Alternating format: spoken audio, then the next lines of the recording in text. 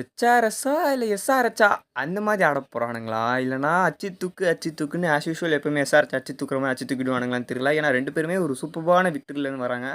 ஒரு காம்ப்ரஹென்சிவான ஒரு விக்டரி. அதாவது எதிரடியா அடிச்சு துவைச்சிட்டு வராங்க 2 டீமுமே. டெல்லியும் இப்போ பார்த்தீங்கன்னா பவுலிங் அட்டாக்லாம் சூப்பரா இருக்கு.